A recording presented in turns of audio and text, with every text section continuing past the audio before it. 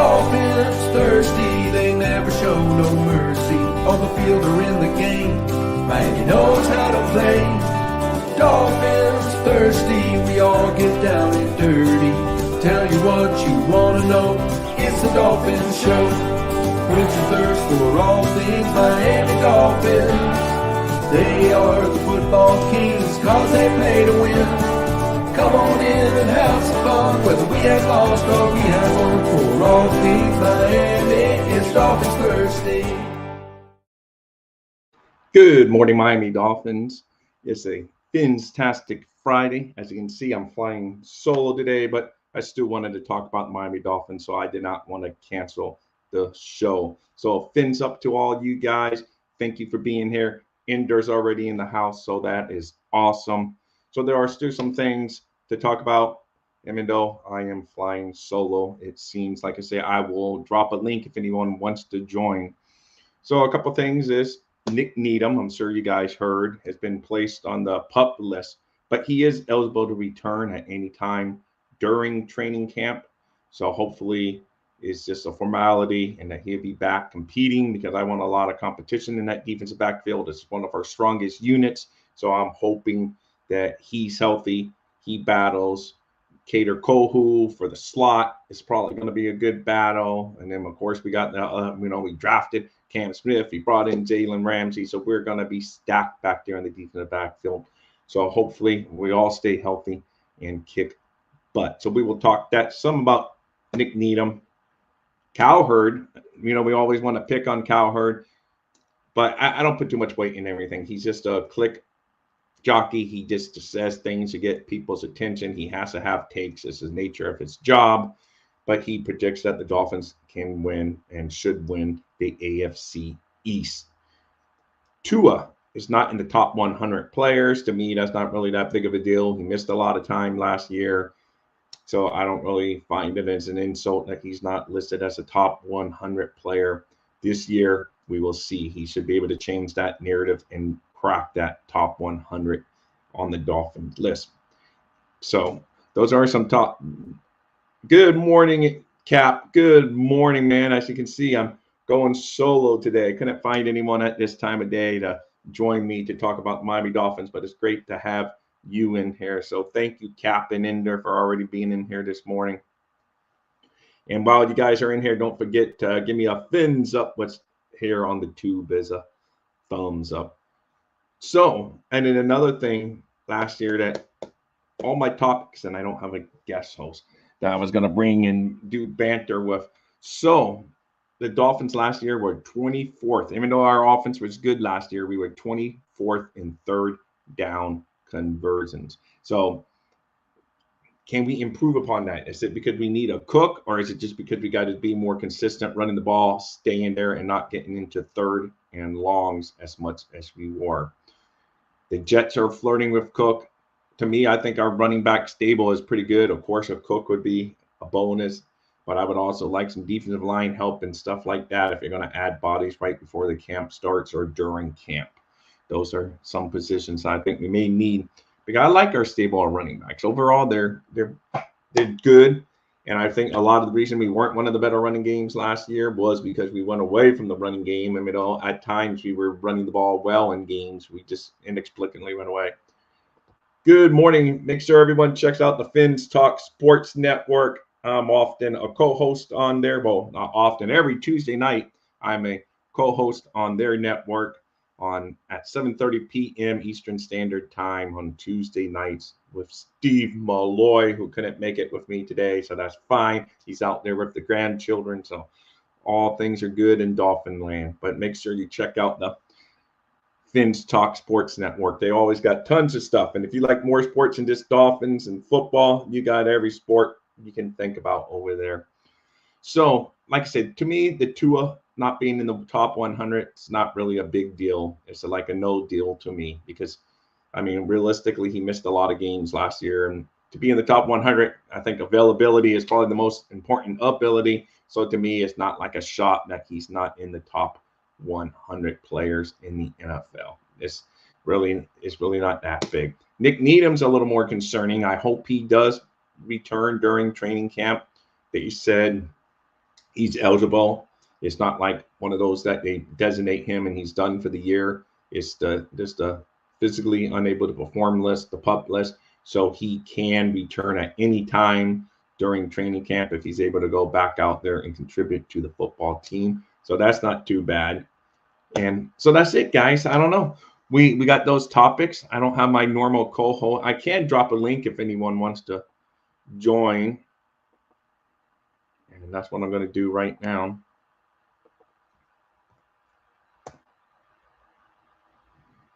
So, I mean, the season is there, guys. If anyone wants to join, there's a link in the comment section now. Please hop in here and let's talk some Miami Dolphins football.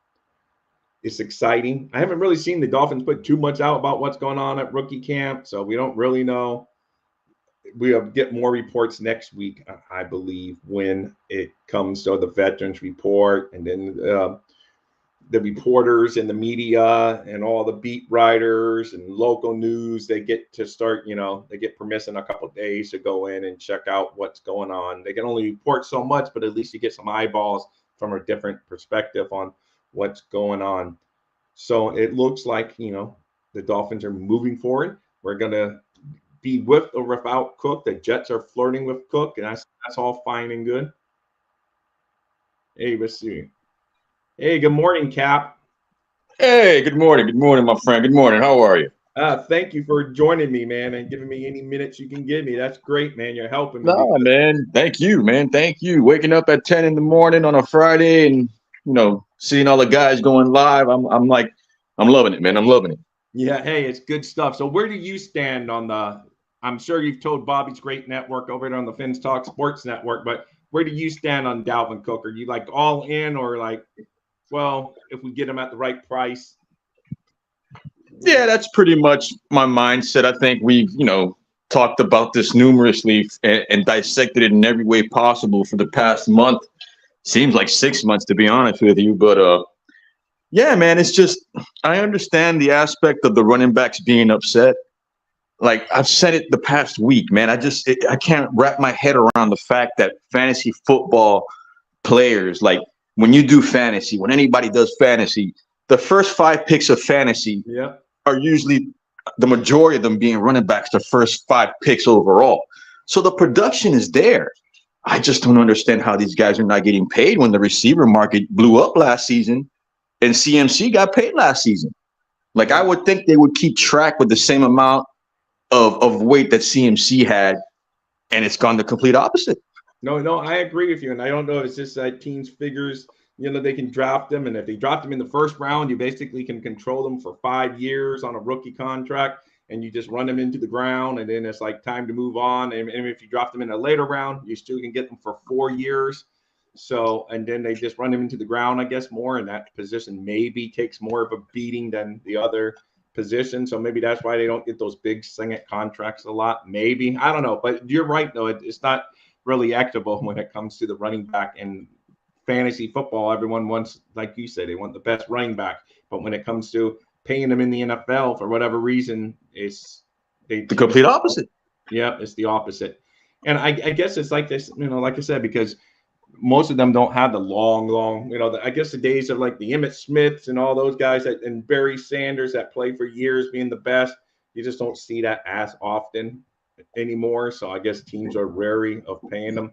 But, you can almost say that about any I don't know, man. Like you and I both know December's a different animal. And you need those running backs. Oh, no, I agree. And then some of it's like also keeping the ball, because last year we were really running the ball well against Buffalo up there in the regular season game up there. And for whatever, inexplicably, we went away from the running game. Mozart was actually killing them, and then we went away from it. So some of it has to do with keeping at it, and that would help too for the Dolphins. But yeah, I would like Cook because he would be that bell. I just don't know if we would feature him that way like he wants to be featured. But I don't think the Jets will either, because they got their guy that was like all-world rookie before he got hurt, and he's supposedly coming back all. And, so I don't know if he's going to get all the attention he wants to get. So hopefully, we can get – I want him in Miami, but I'm not like, break the bank for him, because we got to get other guys too. I'd like to get Chris and Wilkins long term, and Connor Williams wants money. So if we can get him reasonable and then still take care of some of the guys that's already helped us, then I think it's a go. Yeah, and I mean, I know we're talking of a difference between 2.5 to 3 million max, and from the rumors being put out there, I guess the Dolphins are apart with Dalvin Cook. And Right. you know what? I just don't like the fact that, we were pushed to a corner to make a decision and set the number for the market in running backs. And to credit to Chris Greer, like, he's like, well, yeah, we're interested, but we're not going to be held as a poster child for making lowball offers to running backs. Like, yeah, you guys put us out there because you want to come to Miami. You let it be known. So Right. we accommodated your needs and gave you a contract. But it's not like we're going to be the ones being as the poster child for lowballing the running backs. No, we're going to wait, let it play out, let it fluctuate, see what happens with Barkley, Saquon, Tony Pollard. Because from what I'm understanding, Tony Pollard's the only guy who's on board to sign the franchise tag at 10.1 or 10.9, whatever it is. I know, because the Raiders guys, Jacobs, he doesn't. So yeah, it's like, yeah. So you figure the Dolphins are offering 4.5. That's what we're hearing. I mean, you would think the number would fluctuate up if one of these guys do settle and sign the tag, and it would probably go up to like maybe a 7.5 or a 7 or a 6.5. So it just, I get what the Dolphins are doing, letting the number dictate itself and build up itself without us being involved. So I get that, and I'm okay with Greer not doing anything right now. But I just don't like the fact that the NFL is like, all right, well, the Dolphins lowballed Cook. That's the number you got to go by. No, because Joe Mixon signed for almost the same number over in with Cincinnati, and that's pretty much the number they wanted to use, but they're using it off of us, and that's not right. Like, we're not going to be the guy in the poster child. I hope we're not. Yeah, I hope not either, because the Dolphins are known they will spend money. They got an owner that will spend money. Say what you want about Ross. So I don't think it's so much that, but like you say, it's just, unfortunately, the position overall has been devalued in the NFL over the past few years. I mean, maybe it will start changing, because this past year, a couple guys went in the first round at the running back. So maybe teams will start putting an emphasis back on the running back position. So, but the thing is, those guys that got drafted in the first round, those teams have 5 years control over them now, and they can run them into the ground. And then in 5 years, they're like, oh, okay, you can go test the market and see what you get. So it's tough. And Scotty brings up a good point. The GMs are going to end up changing the running back position. Really talented athletes are going to start playing different positions early growing up. And you're 100% right, Scotty. And I actually saw that a lot of kids that would have been running back in the day are moving like to receiver and stuff like that because of what you just said. So, those are the ones that are really good, that, know they have a bright future, the ones like that. So it's tough. But I mean, running backs are always going to be needed in the NFL. I mean, it's just, it just spins and it recycles, and eventually the running backs are going to be needed again, because everyone's going to be like, oh, let's get a defense built to stop the passing game, and then you get a good old running game in there, and they're just going to pound it down you. So eventually that probably recycle back around. But you're right, Cap. Right now, for whatever reason, running backs don't get placed a high value on. Like Derrick Henry's like one of the exceptions, Yeah, and even Derrick Henry's like, he's pretty much, he had to say to himself, all right, well, I'm not going to run as much for yardage. I get it, but throw me the ball. And the guy last season had a career high in receptions and was running the rock, but yet he's being devalued. It's like, I just don't get it. Jonathan Taylor, first overall pick in fantasy last year, and yeah, he had his injuries. But you look at the mock drafts this year, he's still in the top 5. Yeah. Oh, no, he's really good. That's a name that I wish the Dolphins had nabbed. When you throw that name, every time I hear it, we took Igbo. I would have loved just taking a Jonathan Taylor there at the end of the first round that year. Me and my sons, we were hoping for that. So every time I hear that name, I'm like, but it is what it is. And yes, again, Scotty, I agree. I don't think any team wants long-term running back for whatever reasons. We don't know. They just feel like they can get cheap running backs in the draft at some point that can supplement the team. Now, maybe if we ever hit the home run like a Derrick Henry or see him, all these guys like McAfee and all that, maybe then, you go ahead and you pull the trigger and give them the big bucks. But for the most part, it just seems like they're willing to let them walk after their rookie deals, or franchise tag them for one extra year after you got the 5th-year option on them, and then call it a day, because by then you got 6 years in the league, and it's kind of tough for them to get the big money, I guess, 6 years into the league as a running back. And I don't know, man. It can almost be collusion, man. Are they talking, hey, let's not pay running backs crazy? Well, I mean, I believe the NFL is doing that, but I also believe, like, if all these running backs get together and start, trying to do something, yeah, it's not going to be that big of a movement, but it's going to make noise. It's going to make people think, hey, these guys are unhappy. Then you're going to see a chain reaction like we're seeing now with the O-linemen. Like, you're seeing Connor hold out. You're seeing Zach Martin from Dallas giving Dallas an issue, probably wanting to hold out. Yeah. Like, you don't want to have, a whole bunch of professional athletes saying that, a billionaire corporation isn't paying their employees right. No, for sure. Because look, even Connor Williams here on the Miami Dolphins, he held out of the mini camp because he just wanted, I think he'd be here hopefully for the regular camp, but he let it be known he wants more money. So, we have our own little issues there. So we'll see, man. But definitely offensive linemen are probably getting paid better than the running backs. For whatever reason, running backs are just, I don't know, they just look like them. I think that's the main thing. They think, oh, we can go grab a running back in the 2nd, 3rd, 4th round, and we're set for years. And, other positions they value higher, because you never see someone go all out for a running back in free agency anymore. I mean, a few years ago, like when I was a kid, it was the Eric Dickersons of the world and this and that. And that was like the thing to go get a big stud running back. But we're far removed from those days now. Yeah, you see a lot, even in Pee Wee right now, man. A lot of these kids that are, playing running back, they got them on the outside. They're using them in, different type of formations. It's just not a typical I formation anymore.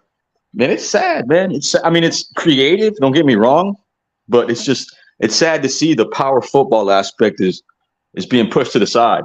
Yeah, no, for sure, and that all starts in the college too, though. Like all the way in Pee Wee, then it goes to high school. And then it goes to college. We can almost in college. That's why some of the quarterbacks have such a learning curve, because they come to the NFL and they fall. And now the NFL is even going to it. No, it's just that's what you have. It's like they all do the spread offense, and they spread out the field, and use your best athletes, which normally are at the receiver position, to make plays. And I guess that's why the running back is falling down the list of big needs for a team. But you need that good running back. I don't care because balanced teams wins. Yes, you need the passing game, but you also need to be able to run the rock. Like you said, when it gets cold and wet in the later months of the season and you don't necessarily have that crisp passing game anymore, you got to be able to pound the rock in there and be balanced. So you brought up a good point about when it comes playoff crunch time, you need that balance.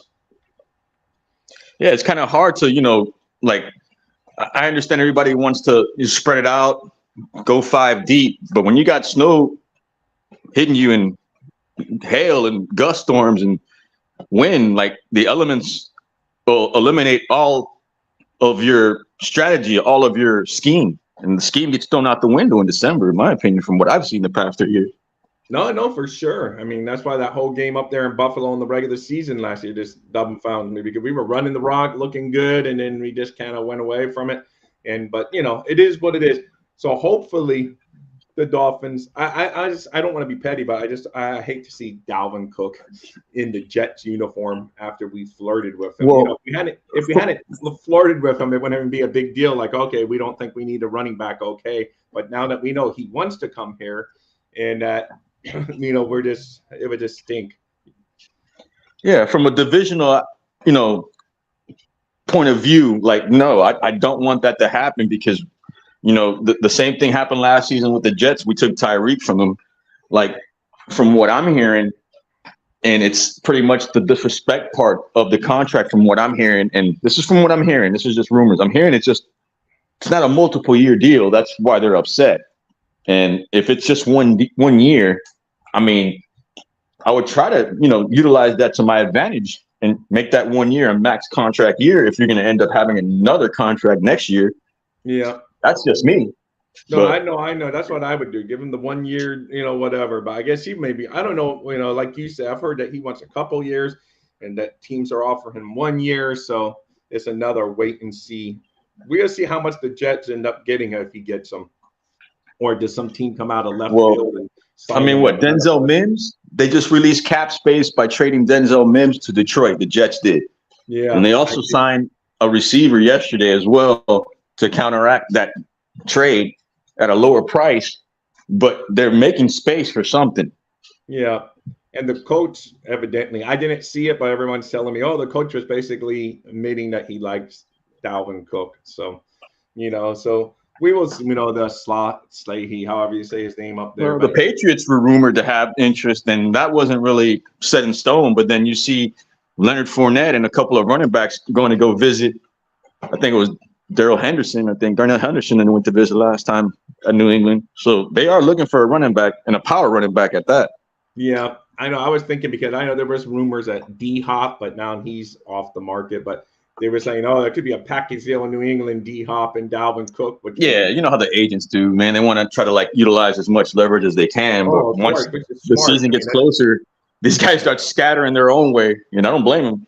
Yeah, no, I agree, man. And so, yeah, time will tell. I mean, we're here upon training camp. Rookies are already here. So we should know sooner than later how the Cook story develops, whether the Dolphins bring in any other positions or are they just basically standing pat at this point and they've built where they are and, moving forward. But traditionally, the Dolphins have added late season, last minute additions over the years. Last year, they brought in Melvin Ingram right at the end, and he actually was defensive player of the month his first month. He kind of fell off a little bit after we picked up Chubb, but it just shows that even on the last minute, you can bring in a quality football team to help your team win. So, yeah, and the one thing for me, like you just brought up with the Bradley Chubb trade last season, it's, if you're really a contender and, you compete throughout the midpoint of the season and you have a respectable record, like at a 7-1 or a 6-2 going into the midpoint of the season, right? There's going to be mercenaries out there that want to play for a contender. Like you've seen Ndamukong Suh do this numerous times where he's just going to take a break, see who's playing the best, and go ring chasing. What makes you think that might not benefit us if we're really who we say we are? And all these players are going to want to come to us during the midpoint of the trade deadline. That's what's intriguing to me. Like, I don't want to see us go all in on capital going into week one, because with our MO and our past history, all our players that are legit go down midpoint of the season, and we have no contingency plan. Yep. No, you're right. I mean, last year we made moves at the trade deadline. And there's all kinds of scenarios. I just hope that whatever, one of the records that you said, I hope we're like that going in. I hope we're already up to 7 or something wins when it comes to that. Look at Minnesota last season. They were 7-1 after they beat Buffalo in that great game that they had, that shootout game. Right. And then they go ahead and trade anyway with Detroit for, who was it, TJ Hawkinson? Yeah, I know. Yeah, they did. They picked him up. It's funny you say that because I'm through 4 episodes of that quarterback series. And, so that one of the quarterbacks they're following is Kirk Cousins. So yeah, I'm hearing good things about that series. That's a Netflix one, right? I like it. Even though it's not Dolphin and I'm Dolphins thirsty, no Dolphins involved in it, but I like it, man. It's been very entertaining so far. It's just we haven't been able to binge watch because it's my youngest son and my wife both like it too. So it's one thing that we all watch together. So all 3 of us have to be lined up to be able to watch it together. So, but we're 4. Oh, that's pretty cool, man. Yeah, it is. And my son that's away at college, he would like it too. So we told him about it, but we told him you're going to have to just get caught up. So, but it's fun. It's a good series. And speaking of quarterback, to me, this is not a big deal, but I would see what you think, Cap, because it's realistic, really. Tua wasn't in the top 100. And I know it got some people going, but to me, it's not that big of a deal, man. The man was hurt last year. So, it's hard to put him in the top 100 players because availability is a very important part of. Oh, when did that list come out?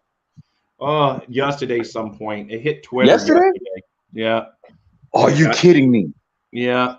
So that's 2 years in a row he doesn't make the top 100.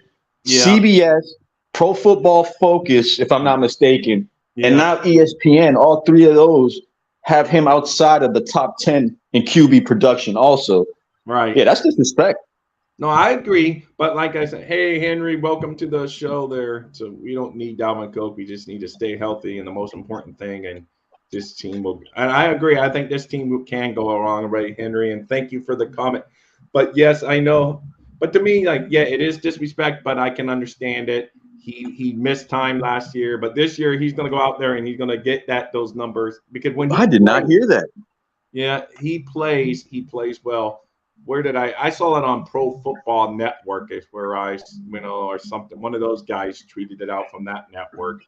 So and then I mean, for so me, I don't like to belittle all these outlets, but for me, if I don't see it on the NFL top 100, right, if I see it on the NFL top 100, then I would raise my eyebrows. But yeah. I just the trend that it's going right now, it's just very weird for the national media to like our team, but yet degrade our quarterback. I don't like it.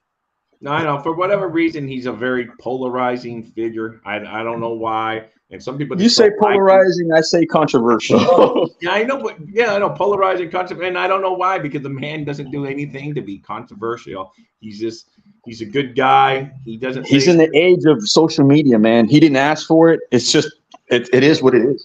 Yeah, no, I know. And then you get your Tua lovers no matter what, and then your Tua bastards no matter what, and then Dolphin fans like us are just we just want the Dolphins to be well. We don't care how we're playing well. We just want us to be well. So and it's we don't want the Tua debate. We just want the Dolphins debate. Yeah, I'm done with the Tua debate, man. I've been back and forth the past 3 years with everybody, bro. Like, I'm not trying to bash the guy, but don't try to sell me a bill of goods when the outcome, the invoice hasn't been, cashed in yet. No, I agree.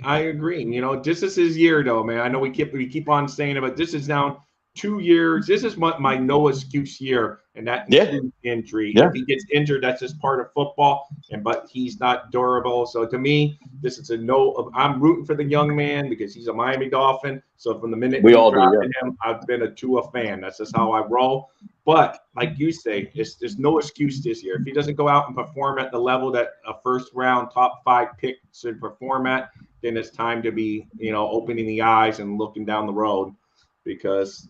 Man, because it's going to be a situation where, as much as everybody talks about the good Chris Greer has done with free agency, I mean, you got to put into account the draft picks as well. You have to make sure that these 3 guys we drafted in the first round last year produced this year also, because that's the only thing he has right now holding on, bro. Because if you have a quarterback come out in 4 years, that's your first pick and 5th overall in the first round. And you see people like Justin Herbert and Trevor Lawrence already making the top 10. And Trevor Lawrence got drafted a year after our quarterback did. Yeah. That's not going to be good for Chris Greer's resume. No. And the biggest one that's a punch in the face is Jalen Hurts. So Jalen Hurts. Yeah, forgot about him, dude. That's right. Yeah. So that's 3 quarterbacks that are pretty much, catapulting over our quarterback in a Super Bowl window year. That can't happen this year, man. No, he has to. This is it, man. I mean, it's not going to be from lack of effort. The young man is trying. He's gone out there, worked his butt off. Him and doing, the martial arts, which people made fun of. But at least he's trying. He's doing steps to try to avoid the injuries and the concussions and everything. So I can't pick on him for that. No, bro. Regardless of how I feel about the play on the field, no one can ever take away what this guy does in the offseason. We've seen it. That guy is a monster in the offseason.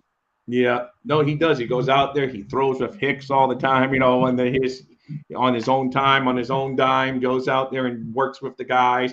So, it's just like I said, I'm rooting for him. It's hard not to root. That's why for people that not to root for the kid, for one, he's a Miami Dolphin player. So right there, I'm already rooting for it. But then when you just hear him talk and he's just a likable guy, he's a family guy, already has one kid and one on the way. And you can't hate that, man. So he's just a good guy. And he's, still close with his parents. I mean, he's just a top-notch guy. So I would love him to win, to just shut up the national media and the distractors from him. But as a Dolphin fan, I do want wins, and that's what it boils down to, Where do you live at, Thirsty? You live more in the Southwest? You live in Broward? You live in Dade?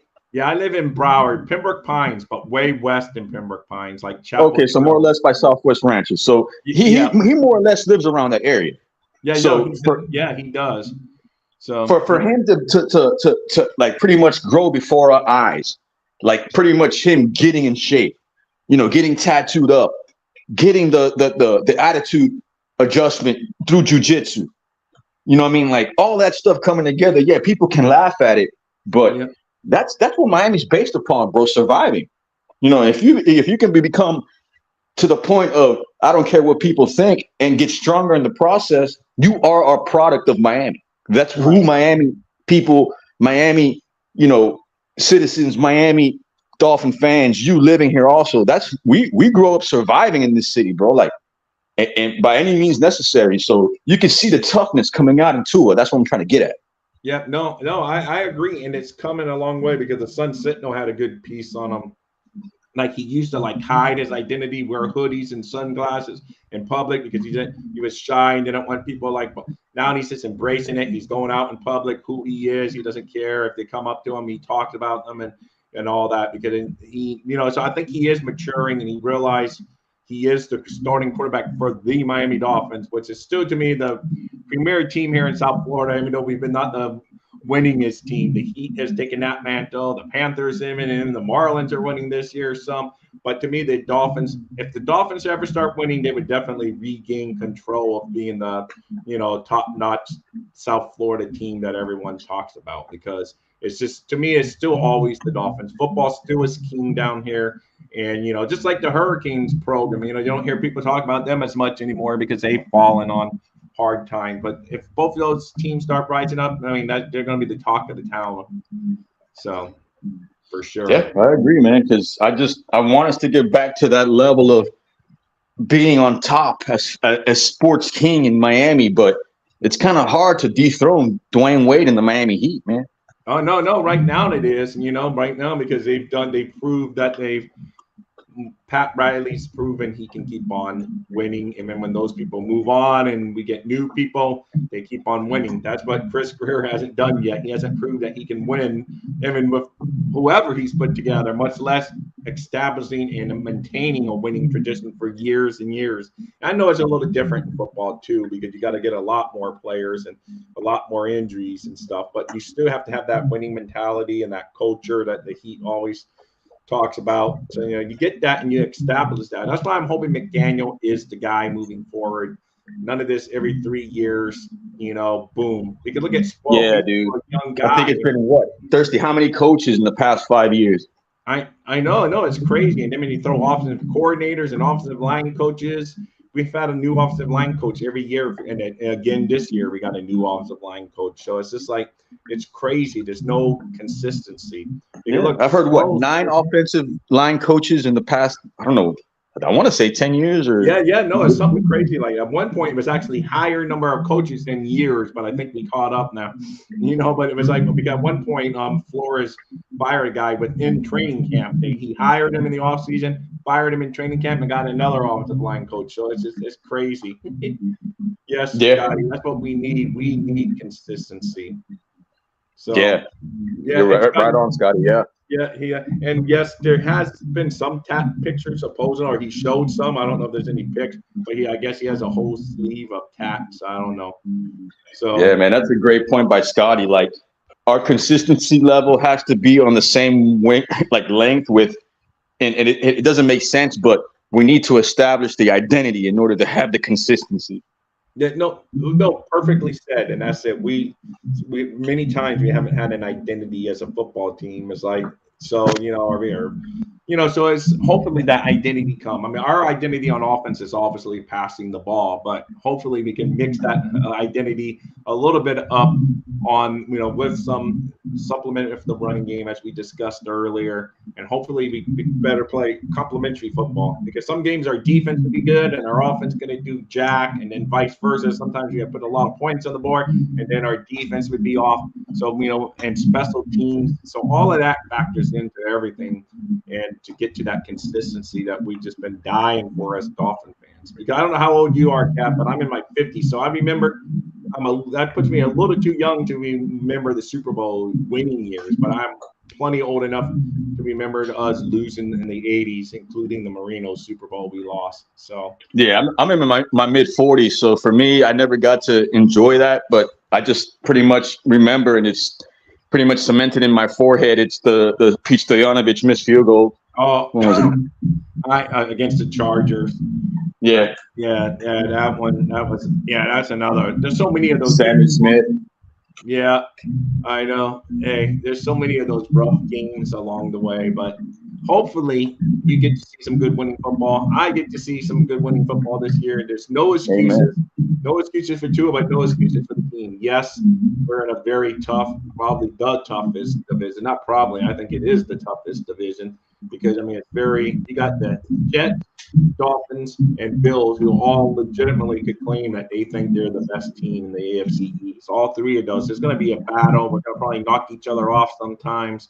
New England, even New England, though, they're not like that. I just don't think they're just going to roll over and die in that second game when we have to roll in there 2 weeks to start the season on the road, one out in California, and then come back and play a primetime game in New England. That's not going to be a cakewalk. I see all the Dolphin fans chalking it up as a victory, but I'm like, we just got to see because mid-time New England chalked up victories against us and came down here and lost. So, yeah, I'm not doing that anymore, man. Like after that game in London against Jacksonville, I'm not doing that anymore, man. After the game in Tennessee and losing against Tannehill, I'm not doing that anymore. Yeah. And after last season to Justin Herbert and him not having a secondary full intact with no Joey Bosa and you still lose to the Chargers, I'm not doing that no more. I know that was my least favorite game of the year against the Chargers. I mean, I know some of it probably has to do with the quarterbacks going because we picked Tua right before they picked Herbert. So some of that has to do with it. But just going out there and losing after getting beat by the 49ers, and then I just said, okay, we're going to be ramped up. Well, I mean, the 49ers game, I'll give them that one. But the trap games, I'm just tired of the crappy trap games that are supposed to be winnable. Yeah. No, I know. That was rough, man, going out there. And then we really got blown out. If it wasn't for Tyreek Hill picking up a fumble and running it in by fluke, so it would have really been bad. It's just that was a bad game. We just looked flat that game, and it's a shame because most of the games we were in, when we lost, we were in most of the games, and it's just, but that game we just never really felt like we were in. We just seemed off the whole game. And it was his worst passing production, and it's just. You see the breakdown a week later. I guess one of the All 22 or one of these news outlets had, the Chargers coach break down the film of how they dissected our game plan. It's like, that's not good. It's not. No, it's not. And 49ers kind of opened the floodgates for that because they started taking away in the middle of the field after that very first play of the game when we took one out. Yeah. Then they kind of started doing that. So then the Chargers are like, oh, let's do that. And then a lot of teams, and that's why our passing numbers started fading off a little bit because they said, oh, if we take away Tyreek Hill and we take away Waddle as best as we can, you're never going to totally eliminate both of those studs. But you can limit their damage and then make them beat you in other areas, and that's where we failed. Everyone else stepped up to be able to beat them. So that's the big difference. So that's when that's how this Chargers year is going to be. Chargers are going to probably come out with a very similar game plan to what they did up there, and until we prove that now in the first couple quarters they're beating that defense, then they would switch up. All teams are going to show that defense until the Dolphins prove they can beat that defense, taking away the middle of the field. Tua is definitely better throwing in the middle of the field than he is to the outside. You can throw it down the field, and you can throw it in the middle of the field. But for whatever reason, the outside, they said his passer rating was one of the least. Yeah, his vertical percentage completion downfield is like plus 20 yards or more, which is great. Yeah, don't get me wrong, I love it. But I don't want to keep stat tracking. I want touchdowns. We need more than 25 touchdowns this season. Yeah, no, that's it. I want that too. I don't even care about the stats. I don't care if we win in Ravens when they had Trent Dilfer, man, or I don't care. I just want wins. It doesn't matter to me about who's like, oh, his passer rating's great. It doesn't matter. I know people say, oh, quarterback wins isn't a stat. I want wins for the team, so that's all I care about. I don't care how just get it done. And yes, of course, I would love Dan Marino type numbers, but it's not going to happen. On a consistent basis, he put up some Dan Marino like numbers against the Ravens. In one quarter, he just went off the chart. But for the most part, it's not our style. We're just going to have to go out there, be balanced, be ready for good football. And Tua, to me, this is your year, Mr. Tua. This is it. I think he's still the guy. I'm a Vito cap. I'm not all in, but I'm more in. He's my Dolphin quarterback, so I'm all in as far as that. But I'm he has my support, but I'm doing it with a raised eyebrow, if you get what I mean. Yeah. Well, I hope you're right. Scotty's going with 40 plus TDs. That'd be like awesome, Scotty. I think 12 wins. Yeah, and it's not too far fetched because when he got hurt midpoint through the season, he was on trajectory, bro, to have at least 40 plus. So it's not too far fetched. No, it's not far fetched at all. It's not far fetched at all. And he has the receivers. He even brought in more now with Anderson, and he should step up his second year in the league now. And Braxton Barrios, if he can play some in the slot, could be a little. I think he fits perfect with what Tua does, but he may be more just for special teams. But if they do put him some in the slot, Braxton Barrios, I think he's perfect for what Tua likes to do. Quick hitters across the middle. Barrios is a pain in the butt to cover on those little quick slants and stuff.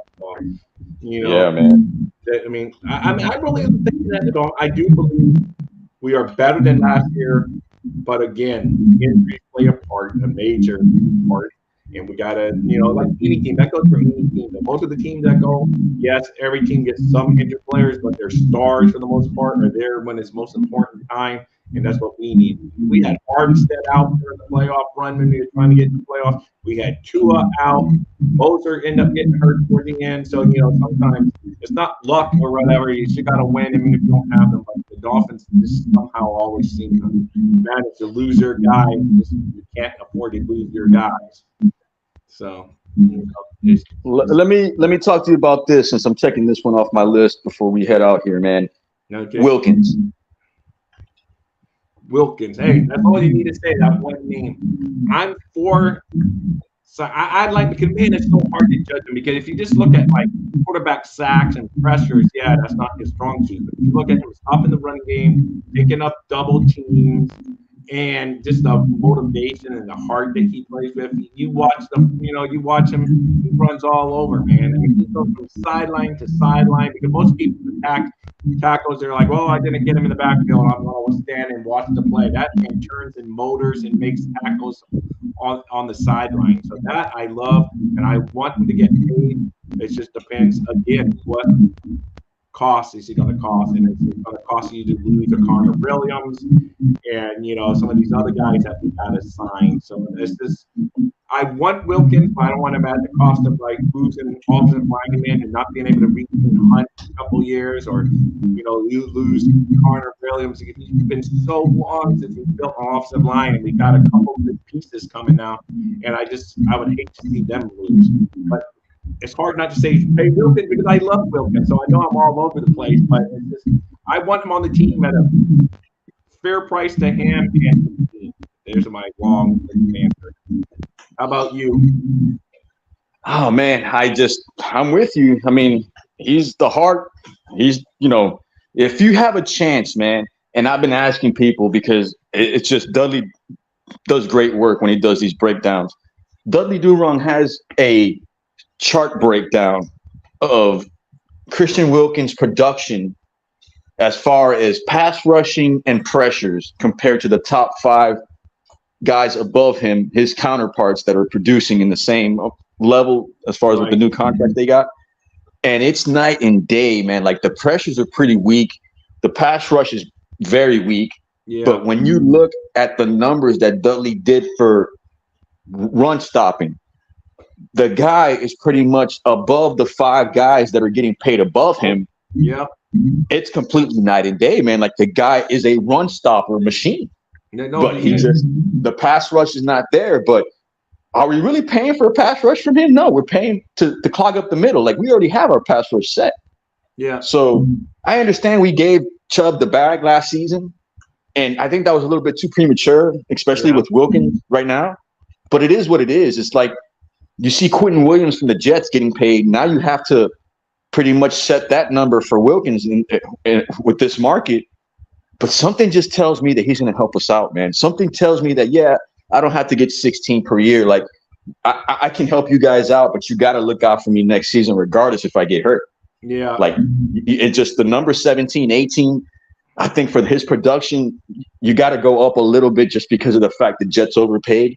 Yeah. But I just think he's so home team and homegrown that he's willing to help us out. Yeah. I just think that's why. They would have had it done by now, right? Yeah, no, I wish it had been done by now because I really like him. He's just, like you say, he's really I might be good. wrong. He might get traded. I know, though, that's the thing. If they weren't it going seems like it's going down that route. No, if they know they're not going to be able to sign him long term, then I would say trade him because don't do what you did with Gesicki and wait until it's too late and you get, he just walks in free agency. So while you have control, if you're going to not, if you're knowing I don't want to pay Wilkins this much money, start shopping him around and see what teams, are willing to give up for him. But I want him as to be on the Dolphins. I just think he's contributes in so many things that aren't even on paper that won't show up. The guy's a motivated guy. Him and the Dolphins score on offense. He runs down there. Just the little things like that just shows that he's a good team guy. And he's probably a leader in the locker room. Of course, we're not in there to see it, but I'm sure he's one of the leaders. He's just, and it's Chris Greer's. That's one I think that's his first round pick. I know Chris Greer has been on the team for eons, but when he was really in control and once he hired Flores, to me, that's his first round pick. So, there should be a little sentimental value, and hopefully they sign him somehow. Without losing Connor Williams, because I would hate to use Connor Williams because we have to give him too much, because Connor Williams is set to be a free agent after this year. So he's really stepped up and surprised us. And we know how long as Dolphins fans we've been saying, we need offensive line, we need offensive line. You get one and then you don't think. Yeah. I just think it's I don't want to say a victim of circumstance, but I just think that Dalvin Cook is coming into like a situation where he's the victim of circumstance with the amount of guys we need to pay now. Yeah. No, I know. No, you're right. I know. But Scotty made a great point. It's like, are we really willing to risk the gamble of not having Wilkins or trade Wilkins to help the development of Zach Seiler? Like, I think you have to have both of these guys, man. You have to have both. No, I know I do. I like them because they were really good together. I like that combination. I like them both. But I do agree with Scotty that, yes, Zach does benefit from Wilkins drawing double teams. He says that almost all the time. Just like he says it's 15 for 15. He's always telling me that Jalen Phillips is going to get at least 50 sacks this year. So, he's a positive guy. He's like me. He tries to think positive. I like that. But yeah, no, you're right, man. He's just he takes up double teams. He's really good, and he's never going to get the sacks. But like you said, for like the sacks aren't the big thing because we're paying Chubb the money. Like we say, we gave him the bag of the money already. Jalen Phillips needs to stand up. We got Malik Green. We got other guys that can get to the quarterback. But you still need that good old fashioned run defender. So some teams just say, "Oh, they can't stop the run." So if you have him in there, kind of helps out in that regard. So and with more personal defense now. So I say pay him, but. Not I don't want to go Quentin Williams money. To me, if there was no salary cap, I say pay everyone. I don't care. I'm just a fan. It's not my money. But you're capped for life, but there is a salary cap in the NFL. No pun intended. Yeah, exactly. So no pun intended. But you do have to within reason. You can't just go out there and sign everyone because if it was like baseball and there was only a luxury tax. We would be the Dallas Cowboys back in the day. I'll pay the Jimmy Jones. Him money. You come here, like you get money. So, but it's not. So, and that's the reason because they want to keep it competitive, and they just don't want the owners willing to spend to be way out there above everyone else. Hey, good morning, G-Man. Welcome back. Missed you the past few shows. So, but to me, it's just like, yes. Hey, Christian Wilkins is my long-winded answer once again, but it's just I just hope that doesn't go all the way up to winning realms, which hurts us getting other players because we got a lot of free agents hitting on the road next year after the season. So Yeah, you know, I mean, and you're hearing fans. You'll say, "Hey, we need help." I don't know if it's just to motivate the guys on the field that he has now, but he's made it verbally known that he wants more guys in defense. I don't know how to dissect that, but take it for what it's worth. yeah, there you go. There, you get it back. You get it back. And that's not him and Yeah, Jerry Jones. Him and Jerry Jones of the Cowboys would be fighting each other, knocking each other out of the way, trying to give more money to the guy they want. So, oh man, but it's all good talking. And before I forget, give me a fins up, which we call a thumbs up here on YouTube, or if you're watching on Facebook. I see some people were in there on Facebook today, so thank you for Yeah, joining man. us. Thanks to everybody out there, man. Cap, thank you for saving me. I was solo. A couple of my guys couldn't run today, so that was great. So. And anytime, brother. You know I'm here, man. Yeah. So anyway, fins up to all you guys. I'm going to end the show here. Cap, again, thank you. And all you guys, G-Man, watch the show back. I know you just got here and we're leaving you, G-Man, but it's good to have you back in here. So, Come Cap, back, man. Come back. Yeah, exactly. Make sure you come back and like and subscribe. Henry and Facebook, thank you. You're still hanging in there on Facebook. Thank you so much. All right, Cap, I'm going to close it out, man. Have a great weekend, brother, man. Enjoy it. Everybody stay safe out there. Fins up. All right, fins up. Thank you, man. Thank you, Cap. Guys, I cannot find my closing video. So there's a blooper for you. There we go. There's my color. Later, guys. You're going to hear a little Dolphins thirsty on the way out. Dolphins thirsty, they never show no mercy. On the field or in the game, Miami knows how to play. Dolphins thirsty, we all get down and dirty. Tell you what you want to know, it's the Dolphins Show. Quench your thirst for all things Miami Dolphins. They are the football kings, cause they play to win. Come on in and have some fun, whether we have lost or we have won. For all things Miami, it's Dolphins thirsty.